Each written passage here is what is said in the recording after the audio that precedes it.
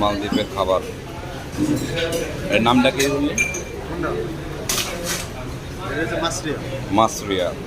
মাছরিয়া দিয়ে খাবো। আর এটা দেখতেছেন আমাদের বাংলাদেশে যে সজনি গাছ আছে, সজনি গাছের পাতা তেলে ভেজা, তেলে ভাজা আর কি। এই হলো অবস্থা। এটা এটা দেখতে পাচ্ছেন একদম ডাইরেক্ট সজনে পাতা, পেঁয়াজের যে আমরা বেরেস্তা করি সেম সজনি পাতার বেরেস্তা বানাইছে। দেখতে পাচ্ছেন সজনি পাতার বেরেস্তা। এই অবস্থা, ঠিক আছে?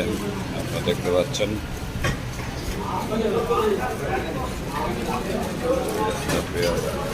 পাঁপড়, ভাত, মাছরিয়া। এর ভিতরে আপনার মাছ আছে, মাছরিয়া যেটা দেখছেন এটা মাছ